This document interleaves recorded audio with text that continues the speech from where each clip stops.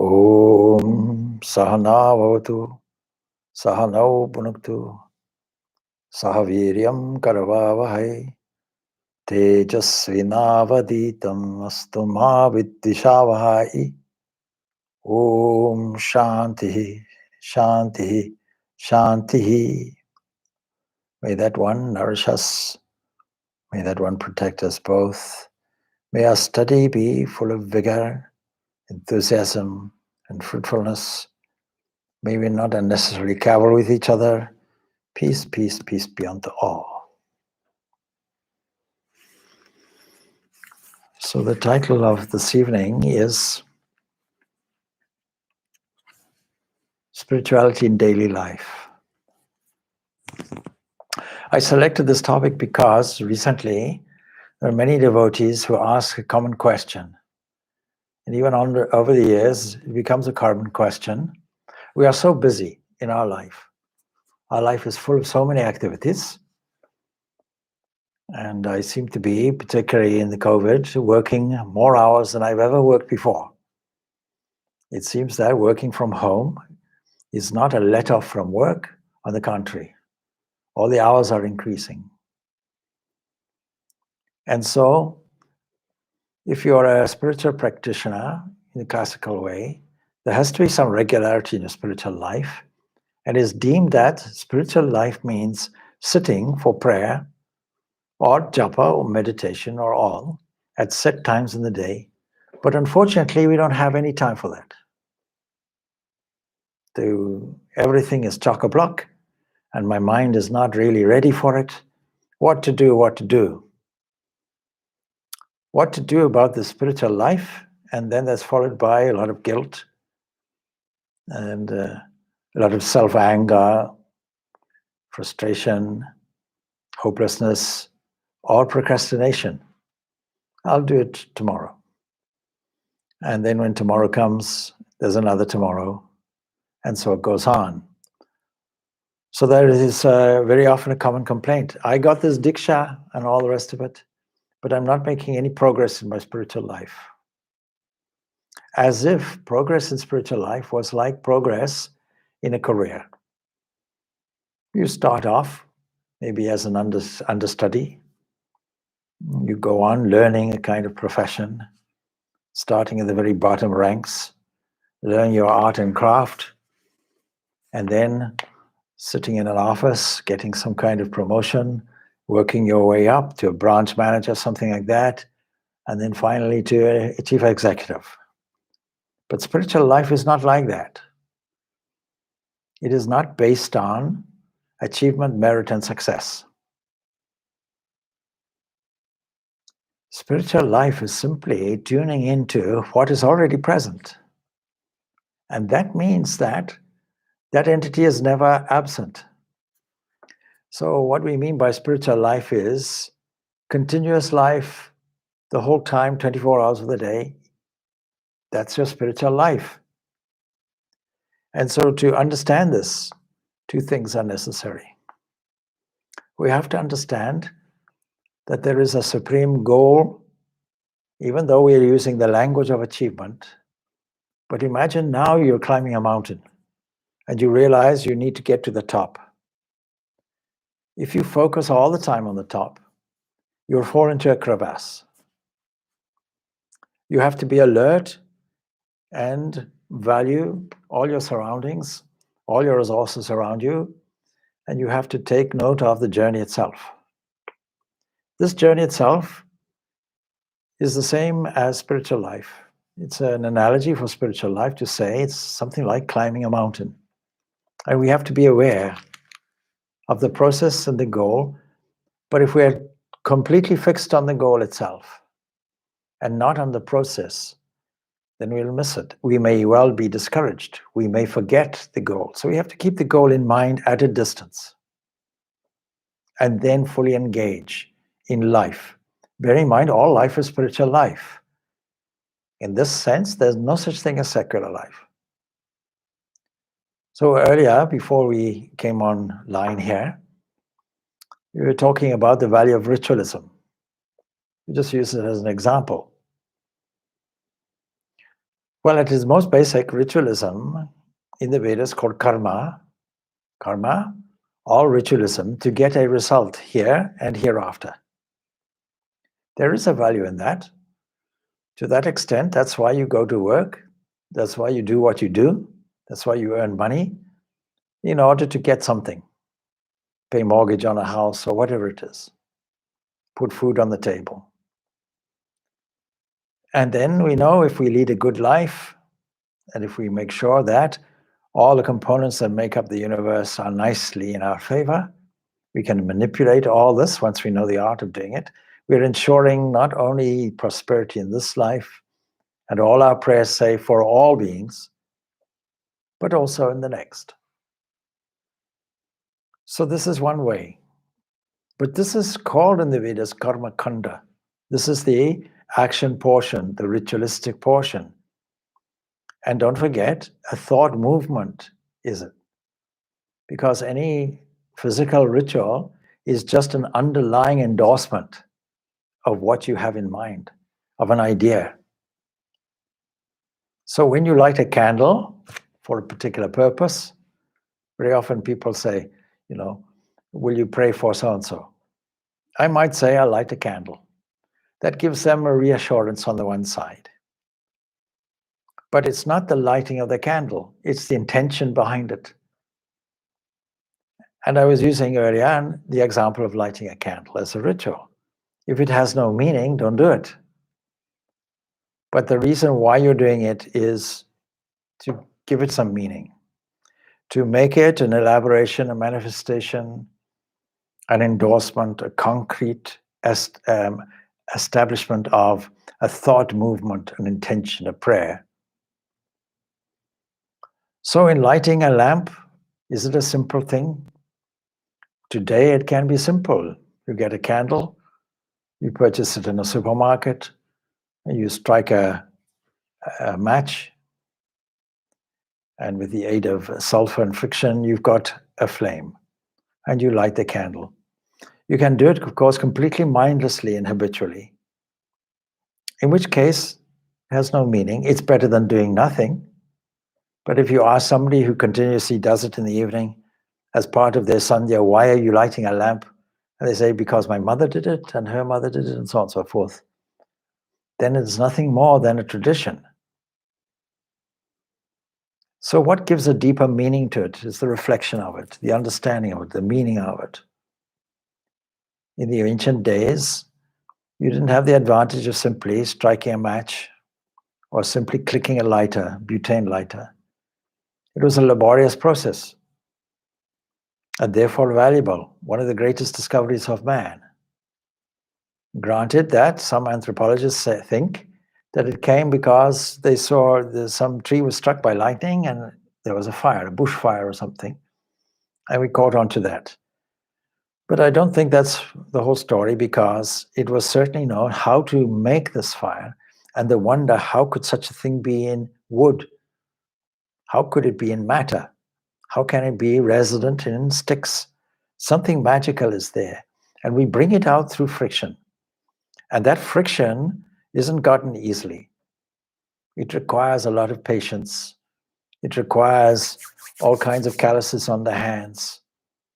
It requires gathering the right material that has to be dry enough so that the spark will catch it. It requires the art of knowing how to induce a flame by blowing gently on the few sparks which are there until we have smoke. And when we have that smoke and that first flame, then we look after it, we nurture it, like a mother nurtures a child. And we feed it more until it becomes a roaring fire. And if we are to move, we have to take the fire with us. Otherwise, another laborious process on making it. Now, the Rig Veda begins really with many hymns. It starts off with praise of Agni, fire. We get the English word ignite from it, igneous. So when we have this attention to fire, what does it mean? Why is it the primary entity that is worshipped? It is because I see that there is not only something magical in there, but I make a link. There's a link between that fire and the digestive fire in me that also requires feeding. And the fire itself is a symbol of leading our prayers onward and upward. And so the intention is there that is also fed into the fire along with offerings. And that fire then comes to us to think, well, are there versions of this fire? Yes. There's this huge furnace in the sky, the sun itself, that gives us life. And a flame is surely, along with the sun, a symbol of a contrast of light and darkness. Asato ma sadgamaya, tamaso ma jyoti gamaya. Lead us from darkness to light. So this represents not only a transition from the real to the unreal, an evaluation to say that this world is all temporary, but it's highlighted with the image that there's a darkness there and a transition toward the light.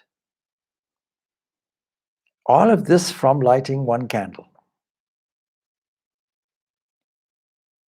Now, if we put all of these things in there and say, what a glorious thing light is, and then see there are the stars also that are shining, and the moon also is shining, and all of these things are shining, and the sun is transiting the sky like a great chariot driven by horses. It has a different characteristic in the morning, a different characteristic in the evening. In midday, it's at its blazing glory. How can such a thing be changing? What a glory. And then comes the realization. It is that which lights the sun, that which lights all things, that shining, all things are shining. That realization comes. All from lighting a candle. The value of ritualism. Supposing we were to live our entire life in this way, when we switch a light on, make an electrical connection, when we walk, the movement of the limbs, making these links and connections back to the root source, what religion calls God, with a sense of love and devotion and worship, with a sense of thankfulness and gratitude, with a sense of observation, keen observation, that leads us to a sense of wonder. Supposing we live our life in this way, is this not spirituality in daily life? But what is the problem with this? The problem is that we forgot. We had the initial enthusiasm and we forgot. And the call has to be from within. And we have to sustain that call. And that call is a response to what is already there. The kingdom of heaven is within, in the language of Jesus. So this famous song, Manuchalo, that was sung by Swami Vivekananda, or Naran in those days, to Ramakrishna, is very telling of how the mind is, how it should be progressing, what dangers may be there, and why we would be forgetful in our spiritual life. So there's a kind of general, loose, free translation. And the ancient people would have understood this technique, and modern people too, that you can address the mind like a child, or like an animal, like a horse. You can coax it. You can talk to it kindly. And you can be severe with it also when necessary, because you're not the mind. Forgetfulness of this fact takes us away and starts dividing our understanding of spiritual, secular, without any of these divisions really being there. The reason why you exist, the reason why you are living, the reason why you are breathing, the reason why your heart is pumping, the reason why God is digesting your food is He has a purpose for you. And even a man on the gallows, the Lord still grows the hair and the nails, still finds it valuable. If you are living, it means God is not finished with me yet. Still has an investment in me. Something valuable, something unique, only I can do, nobody else can do it. Something that I am designed for. We can understand it by using a kind of funny analogy. before we were born as a single cell. Here's a miracle. Then where were we? Imagine now that you were an angel waiting in a lift, assuming that there is an instruction, a certain destiny to fulfill. And we go and we play our part, spreading our joy and love everywhere, fulfilling our destiny, divine destiny, and going back again. Now, in all of this, if you make the mistake, I am the psychophysical entity, the body-mind complex, it takes you away from the understanding, no, you are never that. So we have to understand that first. The Bhagavad Gita, for example, deals with this dilemma, because the same question of spirituality in daily life is brought about by Arjuna. He thinks that the best thing in spiritual life for him is to go away into monastic life. But of course, that's not his purpose, that's not his duty, that's not what he was there to do, that is not what he had to fulfill. And it is Sri Krishna that points out, no, your spiritual life is fighting a war. What is your current spiritual life? Where do you start? For a mother, it's to mother the children. For a student, it's to study. For an IT person, it's to carry out the IT work. For the quantity surveyor work. For the lawyer to be a legal expert, do the best. For a builder to build. If it wasn't like that, if we were all involved in one occupation, or if we decided we won't do anything, it's too much bother, too much difficulty, causing us too much mental stress. Can't cope with it, can't deal with it. It raises too many difficulties in the mind, too many waves in the mind, too many disturbances. It's very unpleasant, we can't face it. Attitude, then nothing will get done. And address the mind, because the mind is behaving like a spoiled child. And it requires discipline. And not carrying through on your spirituality is the mind saying, wait, let me go somewhere else. St. Augustine writes his book, Confessions. It's a wonderful, wonderful book. It's a pure example of human behavior. It's a pure example of the human mind wanting to go in a different direction. So he writes there in his Confessions, and he says,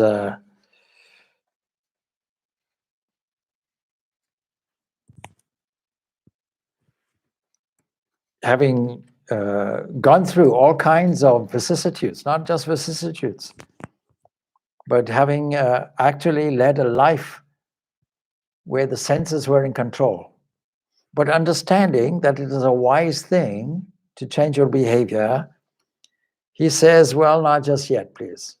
Let me continue. And then he realizes, no, he can't continue like that. So he begs, ultimately begs in this Confessions, and he says, when will you come? Tomorrow? Why not today? Why not today?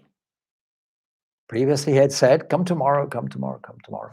Now he's saying, come today, come today.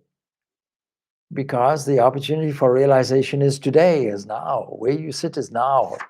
Ramakrishna gives this example, a cave that's been dark for 1,000 years. How long does it take to light? You strike a match and there it is. You don't take it as a ritual. So all of these things to awaken the light within us, they're not rituals in the meaningless sense. They are techniques, they are instrumental, they lead us to the goal. There's every value in it, if you take it like that. These are steps. We can't go in one jump. Any good teacher knows that you won't do that. Any good teacher will know, step by step, you have to take it. The ancient teachers in the scriptures will not take one jump to the absolute. They'll take you from where you stand now. And as a well-wisher of the questioner, whose mind is still filled with ideas of space and time and numbers, talks in that language and leads you gently away from it, bit by bit, progressively. So impatience will not work. Spirituality in daily life will not work if you're impatient. I want it now. With this caveat, I can have it now. On what condition? If all my ignorance is swept away through God's grace, through divine grace, how do we evoke this God's grace? How do we evoke and light the fire of this grace? We light it through yearning. It comes from within. It's a call from within. And so we can easily say, "Oh, my mind," as the song says, let's go home again. That resolve has to be there. Otherwise, we can say, "No, I want to stay here. Let me enjoy." That was even Augustine's prayer, St. Augustine. Let me enjoy. He is actually praying to God, please let me enjoy. Today, let me enjoy something. Give me some pleasure today. You see, the old way of thinking of it is God is a God and gods are dispensers of pleasure. And there's no morality necessarily in it. Let us go home again. Why roam on earth in strangers' guise? It's not I'm roaming. It's you're doing the roaming. I'm standing and I am unmanifest. I am full and free and perfect. But you want to do roaming. And so today, spirituality is at its lowest ebb on one account. You ask why? One word, entertainment. You have all these devices. You have the mobile phone and the internet, and you have all kinds of things, And many people are slave to this. Walking down the road, doing thumb exercises, see? Looking down, bumping into people, completely absorbed. Children playing computer games, not attending to anything, being increasingly introverted, being increasingly antisocial, and the only sociability they have online. What a generation. Are we stimulating curiosity and creativity or stifling it is a good question. Are we promoting intelligence? In a sense, we are. If you want to learn how to use your television or computer, you ask a 5-year-old child, they'll tell you straight away. And we older people, we don't know anything about these things. There are teachers in this. But is it helping concentration? This is the question. And so from time immemorial, this has been the problem, distractions. And distractions is this. And the Katha Upanishad puts it like this, tells us that the senses are moving outwards. That is how they're designed. Like openings, window openings in a house, and you're peeping on the outside. And then, if you're wiser, you'll change this. The self-existent Lord created the sense organs. Paranchi kani vyatradnat swayambhuhu tasmat paran pashyati nantarat atman. The self-existent Lord created the sense organs, including the mind, as the sixth, with this one defect. Otherwise, completely perfect. One defect. We're looking outwards, outward-looking disposition. Therefore, a man perceives things outwardly, but not the inward self. This is part of our biological heritage. It is part of our sustaining mechanism. But when we go against it, when we reach out to the highest dimension within us, we have to use a different technique. We have to look inwards. Now, looking inwards, of course, is typically understood to mean sitting in silence and doing a meditative process, going on an inward journey. And that is true. But in daily life, we can't do that. In daily life, you can't sit all the time. We have work and all the rest of it. We have things to do, duties to do, our particular designed role to play, and to play it very well. And the Bhagavad Gita gives us two beautiful definitions. What is yoga? And of course, by yoga, they mean spiritual activity in day-to-day life. What is it? And it gives, separated by a few stanzas, it gives beautiful definition that yoga is equilibrium of mind, and yoga is also skill in action, efficiency. What is efficiency? Efficiency is getting more with less energy. More result, less energy. That's efficiency. You can put it as an equation. E equals, more output for less input. Now, how do we manage to do that? It's an engineering term. When you have an engine or a pump, you can measure an efficiency curve and see, are you using the energy wisely? So what is draining all our energy? Why aren't we working efficiency? Because we're not practicing yoga. What do you mean? We're not concentrating. We're not being mindful in our activities. We are not doing karma yoga. We're not doing our normal waking activities with a consciousness of that activity being efficient. So far, no God mentioned. Just making sure that we are not attached to the outcomes, the fruits. Because if you do that, you'll be future-orientated. That creates anxiety. Every time we look for a result, then we create anxiety for ourselves. That's the psychological reason for doing all things mindfully. That's the benefit of doing all things mindfully. What is the spiritual benefit? The more concentrated the mind, the more clear it becomes. And then again, the psychological aspect of the mind as waves in a kind of field. And why can't we see our own divine nature is because all these waves are disturbing us. And these waves are of two types. The one type is completely self-centered, selfish, for some gain. It only has my own benefit in mind. Most of our activities are like that. And then the other type is also selfish. Let me not do anything. Let me relax. Let me sleep. Let me be lazy. Let me be lethargic. Let me give up. Let me go into a dull state. Well, you see, sometimes that is put as spirituality. Oh, let me sit in meditation, and after some time, you can see if you were a cartoon, there'd be Zeds coming out, see, snoring. And the head's going down like this. What in Zimbabwe we call this fishing. See? Fishing means you go, oh, yeah, like that. That's called fishing. Then what happened?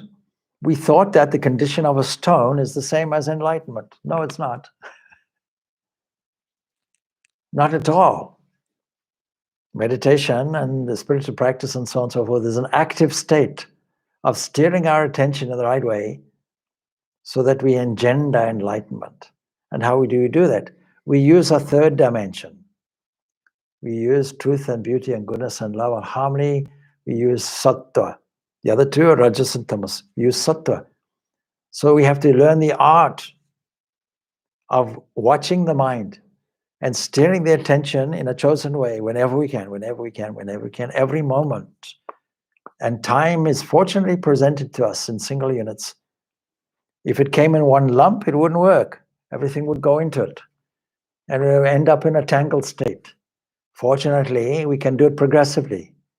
Here's a unit, put something in. Here's a unit, put something in. Here's a unit, put something in. This is called sequential time. So knowing that, we can question in the mind, where is your attention? Why are you roaming here and there, thinking that you'll get some satisfaction?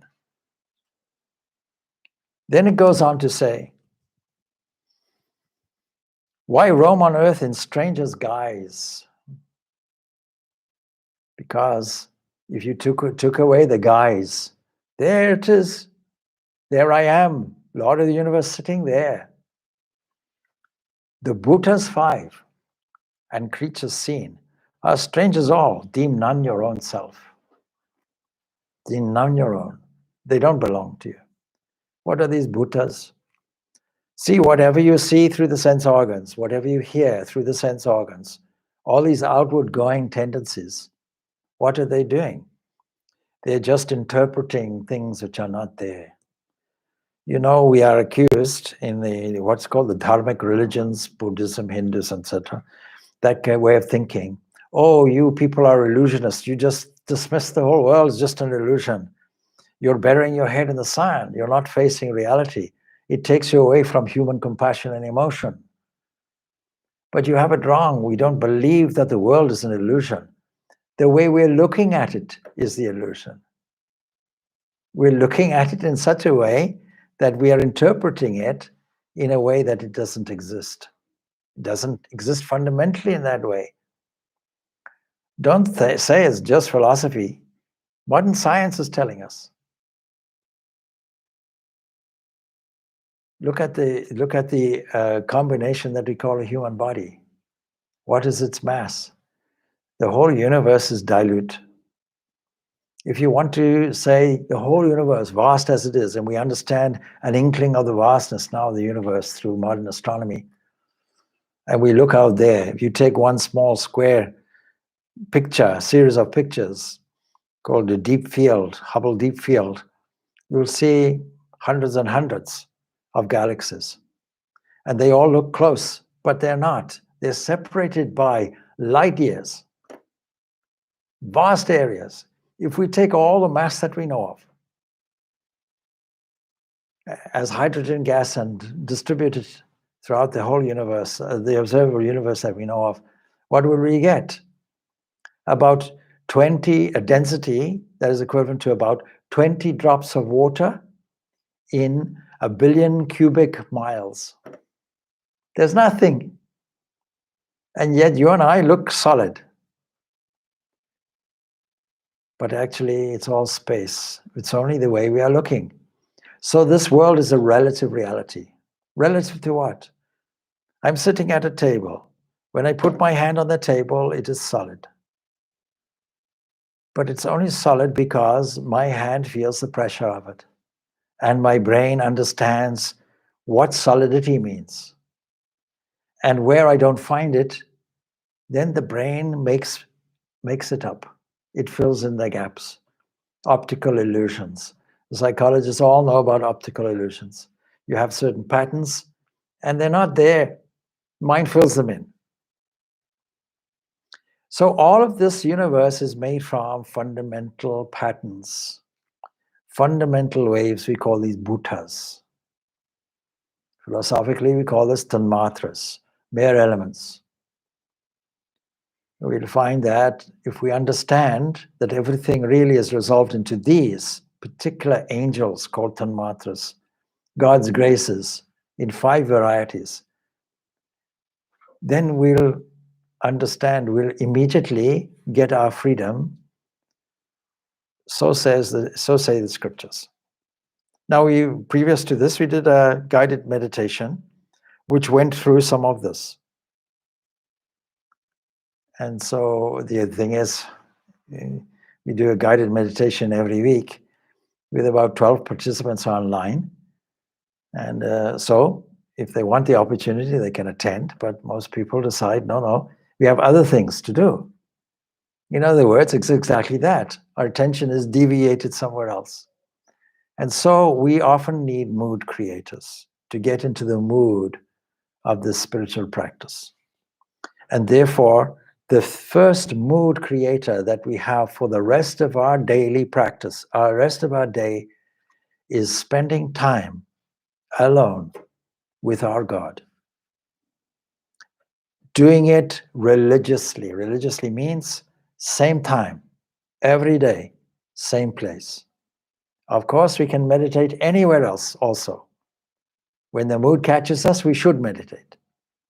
But at that particular time, the mind knows. We are taming the mind. And in order to do that, often, if we are not used to it in the beginning, we need what is called mood creators. Play a little music, read a little scripture, do something, do some ritual, light a candle, sit there, arrange some flowers, sing some songs, sing some hymns, do something. until the mood comes. Do japa, and japa itself should be done. So then the second verse goes, in love with strangers, oh my mind. All these things are strangers to the mind. They're not really connected with your intrinsic deep home. Why should you thus forget your own? Ascend the path of truth and climb. Now, how would you climb? With love. With love as lamp to light your way. Love of what? Love of the process. Love of God. This is called a yearning. If we don't have this, we'll have no spiritual life. We have to bring in feeling. There has to be a reason why we love. And so in the Bhagavad Gita, we start off with this questioning about the spiritual daily life. And the formula is given because the first chapter is dedicated to knowledge, elucidating the principles. And straight away we are told the reality of something. You are exactly this spirit. You are pure Atman. Nothing can affect you. You are that. Don't think that you're looking for something. You are that itself. It's not something to get. It's something already there. It's not something that you wait for to happen in the future. Salvation is not in the post-mortem world. No. It just adds to the anxiety. It's a question of traveling like children in a car and constantly nagging the parents and asking, are we there yet? Are we there yet?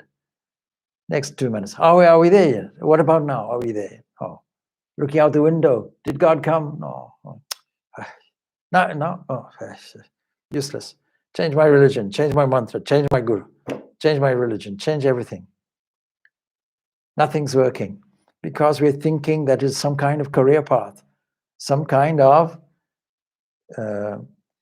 self-made thing we work on. No, it's something that is revealed. See the difference? It's already there. You just have to take the coverings off.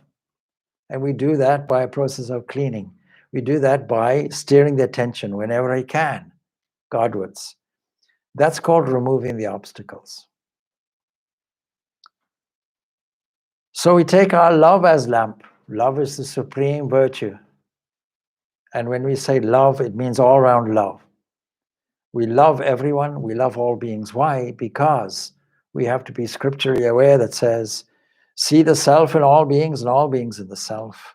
And the Bhagavad Gita says one step further, see me in all beings. That means see God in all beings and all beings in God. That requires some imagination. And as soon as we get to that point, we will never be disgruntled. Because the biggest enemy, the biggest obstacle in the way is I and me. That all stems back to the mind. Thinking that we are just a unit with a certain name and a certain history and with a certain inventory of materials, with all of that collectively called I. And things belong to me. And when that gets squeezed, when somebody pinches that, we feel very hurt and sad. Why did they do that to me? What is wrong? Followed by vengeance. I won't speak to them in my life again. That kind of thing. All egoism. And if you point it out to somebody like this, they say, no, it's not an egoism, and they'll make a justification based on egoism. They won't get out of it. So we have to drop that by seeing and loving and revering that God in all beings. And then another thing, we have to understand that all the energy flowing through our hands and all hands, our eyes and all eyes, our ears and all ears, all limbs is only one thing. Just as electrical current is intrinsically one thing, just as the sun's energy is one thing. That oneness is flowing through all of these things, enabling them to move. And when we see this throughness, this penetrating thing, registering it to the Lord of the universe, immediately our sense of I goes. I am not doing this It is the Lord that is doing it. So these two ways have to be practiced. But there has to be a reason why we practice it. There is the beautiful statement that is there in the 18th chapter of the Bhagavad Gita. Ishvaraha sarva bhutanam hrideshi arjuna tishtati brahmayan sarva bhutani yantra rudhani mayaya. Very famous. The Lord abides in the hearts of all beings. That's the lesson. We have to be sure of that. In the heart of all beings, not just me, all beings. Causing them to spin around by his power, a beautiful statement, like as if they were mounted on a machine. Wherever we look, we can see things moving, things revolving. We don't question where's the life coming from. It is because that entity is dwelling and living in the hearts of all, that movement, external movement takes place, where we register as an external movement, and internal movement, thought, reactions. All of that comes because the Lord is sitting there. Even in a bacteria, sitting there, doing that. Even in a single cell organism, even in an amoeba, even in a spider, even in an insect, even in a reptile, even in a mammal, in a bird, and in a human. All of them. We can go further. You can see all the imagery there of Vishnu sustaining, penetrating the universe, representing the universe itself, spinning the discus. We can easily now, with our modern astronomy, see it as a galaxy and a series of galaxies, clusters of galaxies. Collectively, all the galaxies spinning into all.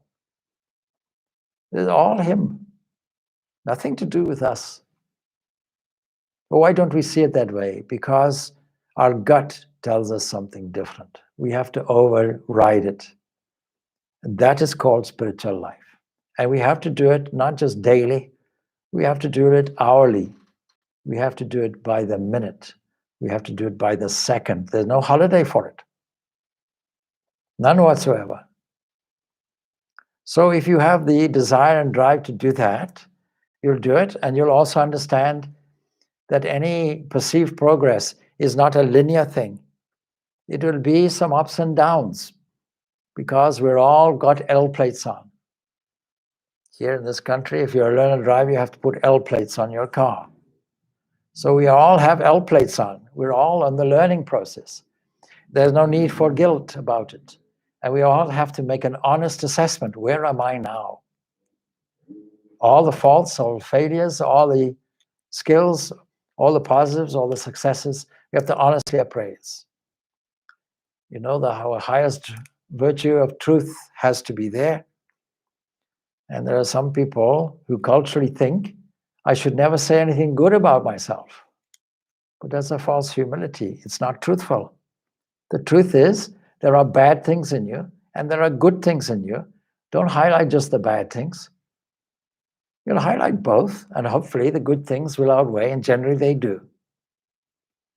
This has a great adverse psychological effect on your self-worth. So you have to be confident in going forward in this. Confidently go forward. Utishtata jagrata prapyaviran nibodhata. Arise awake, says Swami Vivekananda in his loose, free interpretation of this. Don't stop until the goal is reached. We have to have this quality of strength, this quality of faith, and go ahead and forge ahead. Never mind about the ups and downs in it. So this song, Manu Chalo, will go on.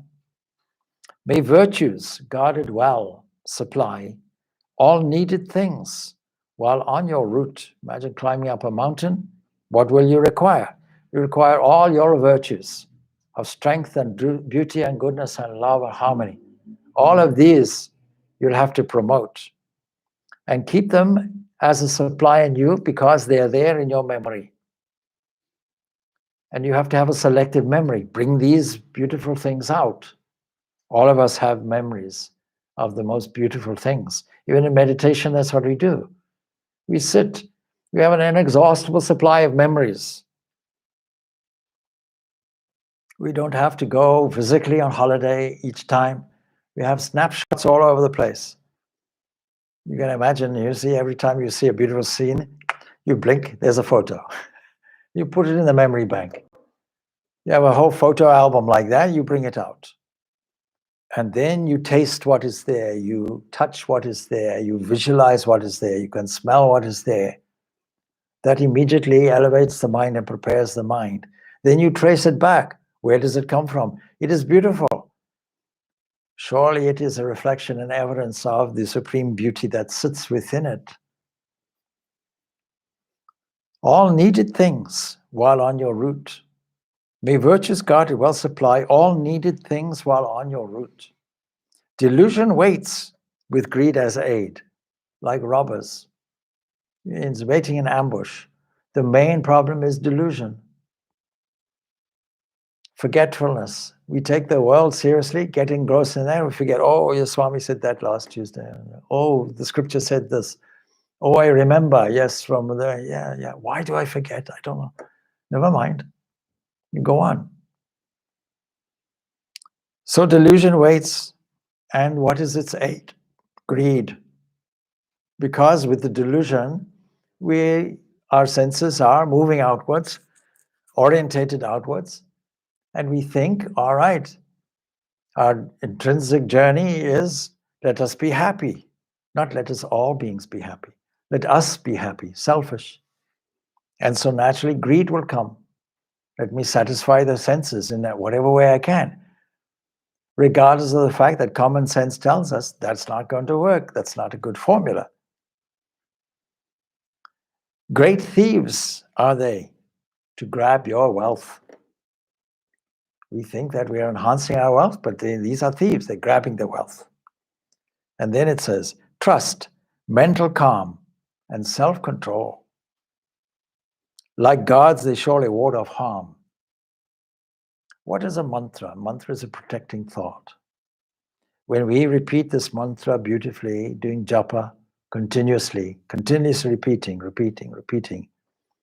you repeat God's name constantly with love.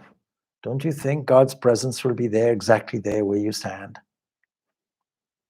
So trust, mental calm and self-control. Like gods, they surely ward off harm. Remain with holy groups, holy thoughts, holy company, holy television programs, holy endeavors, holy actions, holy colleagues, holy company, holy ashrams.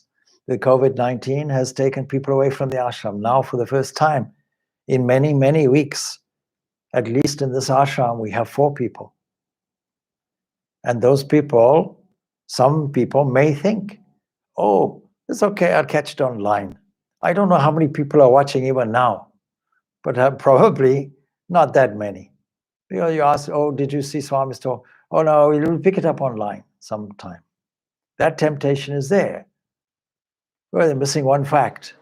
What a blessing to come to an environment charged with spirituality amongst holy people. What an enormous advantage is there. And we need every edge we can get. And the ashram here is situated conveniently. It's just off the M50, for those in Ireland who are familiar with the Dublin and the route, just off M50, 13 kilometers, 13 kilometers from the city center of Dublin, where about 1.5 million people, more than that, say 2 million people, including the suburbs, will stay. Centrally located, you can get to it from the west, you can get it from the south, you can get to it from the north.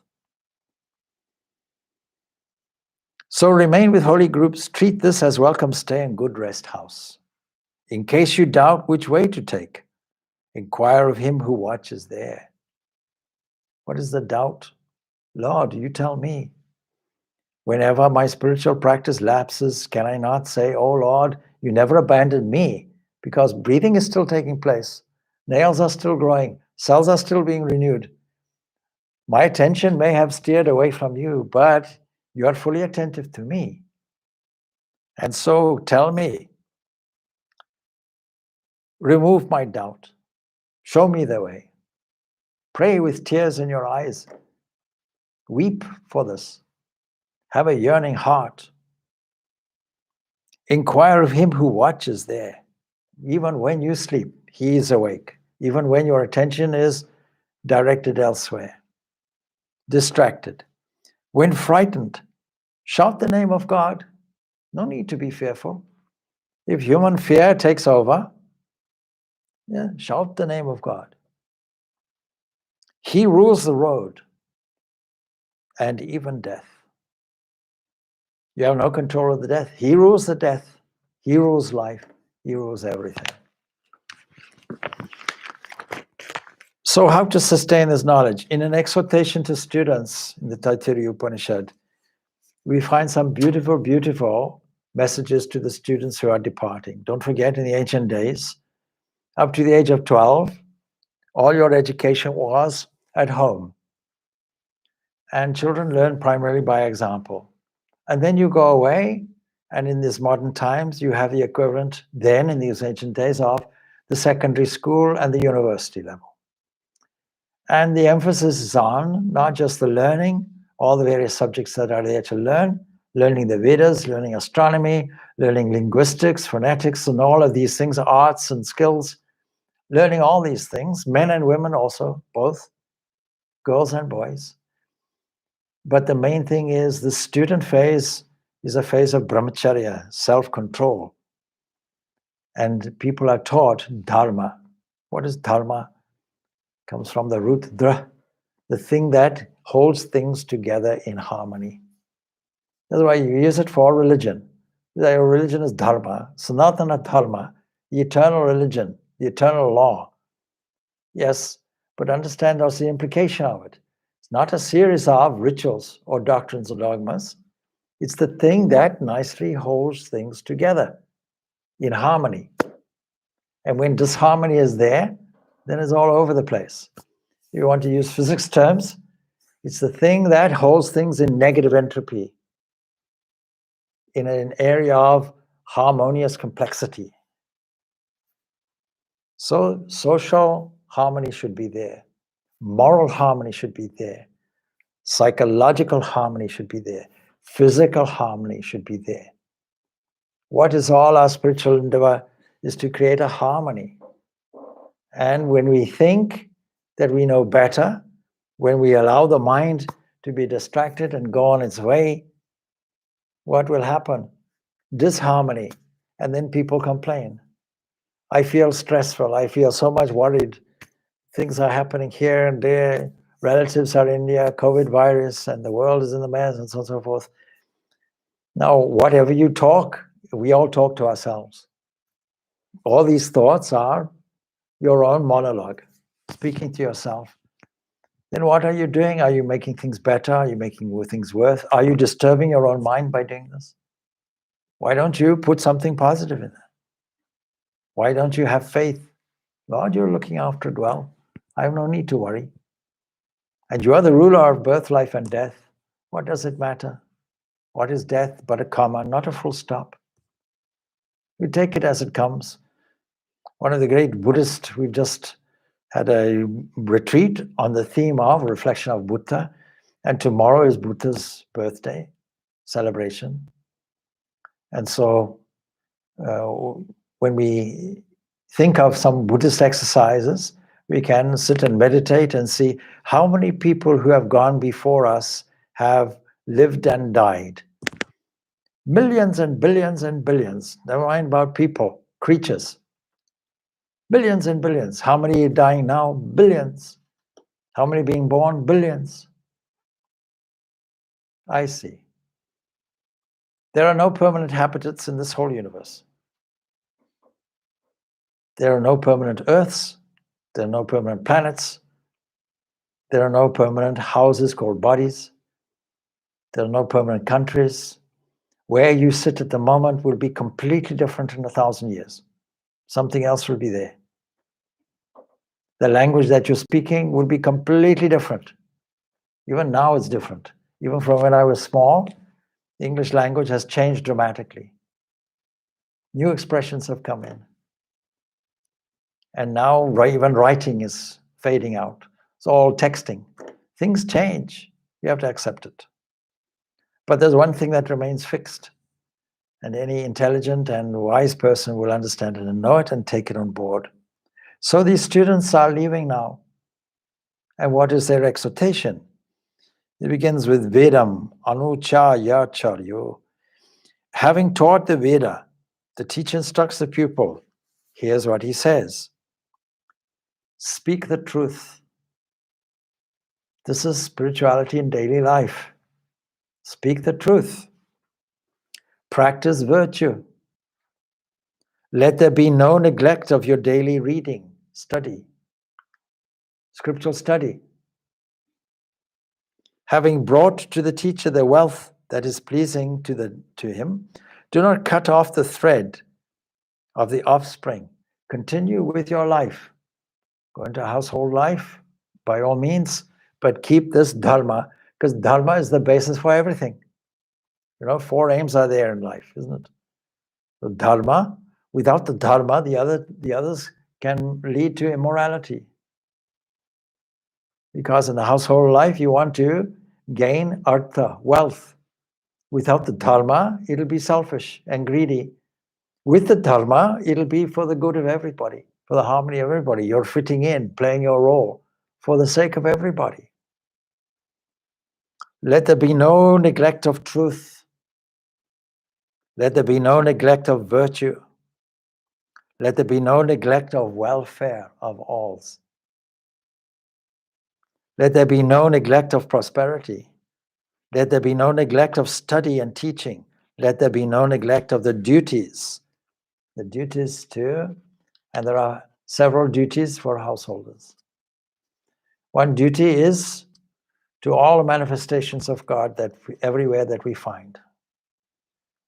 Our duty is to the ancestors, our ancestors, thanking them. What you have in your genetic makeup is the aspirations of thousands of ancestors on the one side, thousands of ancestors on the other. What is your other duty? To all beings, welfare of all beings, animals, and then people who require upliftment. It is not only a pillar in Islam to say giving of alms. It's also a pillar in Hinduism, in the Vedic tradition. Uplift those, uplift society, do something for society, do something charitable. And then the provision for holy people, people leading a dedicated life. So here we have sadhu seva. And for your own household and so on. Like that, five of these are there. 5 duties, regular duties that have to be done, including, as I said, looking after animals, feeding birds, and so on. All of these. So don't neglect any of these duties. And then, of course, that famous statement is there, Matre Devo Bhava, Pitra Devo Bhava, Acharya Devo Bhava. Let your mother be a god to you. Let your father be a god to you. Let your teacher be a god to you. And let your guest also be a god to you. Now, this is all spirituality in daily life. All of it. So, I'm looking at the time here. And there are a few more stands of instructions for departing students, but I think you get the idea. Leading not just a good moral life, a life of good character, a life that will bring an element of harmony after studies. It's not just the studies that are necessary in education. We also need a steadiness of mind, and we also need a social conscience as well, good citizenship as well. To spontaneously work for the welfare of all is not just a moral thing to do. It arrives spontaneously because God is everyone's inspirer. And God-inspired people work spontaneously for the welfare of all. And the Bhagavad Gita will tell us, you want the reference, chapter 5 and the 25th stanza, and also mentioned in the 12th chapter, the 4th stanza. You see, it's often the criticism. In Christianity, we have compassion for everybody, and we do all these welfare works. But you see, other religions, they're only interested in their personal salvation because they never read these scriptural texts. So we have to try to remove as many obstacles as possible in our spiritual life and to be increasingly aware not only of the goal, but the inner calling of spirituality that is within us, and to continuously evoke that. And remembering that we are in a privileged position. There are three things that are rare indeed, according to Shankaracharya in his Viveka Shuddhamani, and they're all due to the grace of God. A human birth, the longing for freedom, and the protecting care of a teacher. These are the three things. Dulabham trayam evaitat devana nagraha hetukam manushyattvam mumukshtam mahapurusha samshrayaha. So in this privileged position, we cannot afford to ignore our spiritual practice in daily life. But we have to be also realistic to understand from time to time it can lapse. What will we do about it? It's like a football.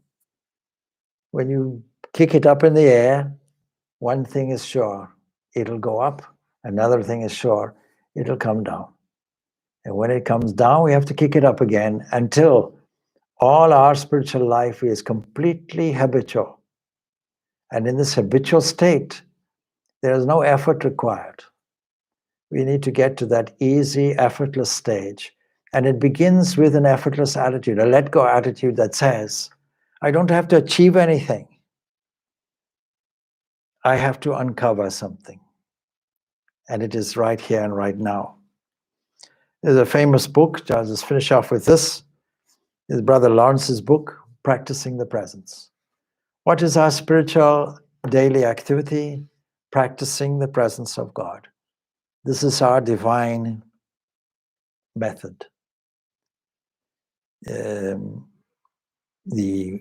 small book comprising conversations and letters and so on and so forth with a simple person, Brother Lawrence. And Brother Lawrence, I won't go into his life, but his life is extremely interesting. He was born under the name Nicholas Herman in around about 1610. He was born in France. And he fought in a war and so on and so forth, like everybody else. 30 Years' War was going on. He took refuge in the monastery. And the one thing that he says in his conversations, he says, at the time when somebody interviewed him, because they saw the quality of his spiritual life, he said, the first time, he told me, the first time I spoke to him, he told me that God had done him a singular favor in his conversion at the age of 18. And during that winter, upon seeing a tree stripped of its leaves and considering that within a little time, the leaves would be renewed, and after that the flowers and fruit appear, Brother Lawrence received the high view of the providence and power of God, which has never since been effaced from his soul. At the age of 18, seeing there, just looking at a tree, something that many people pass by every day and don't even notice, it inspired him to understand that that which rules and rotates the whole universe has an invested life interest in a single tree, and there's a life cycle that's going through that. And when I see the tree, the loss of the leaves, the renewal of the leaves, I'm seeing God in action. And if we are able to see that in every moment of our life, in every day, then we are practicing our spirituality. And if we are mindful in all activity and we add one sweet dimension, what is that?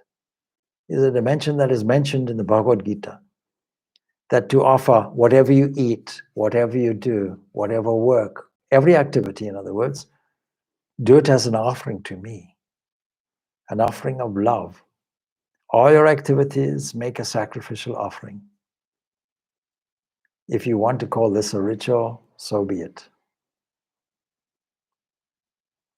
We finish off now. Om Shanti Shanti Shanti. Peace, peace, peace be unto all.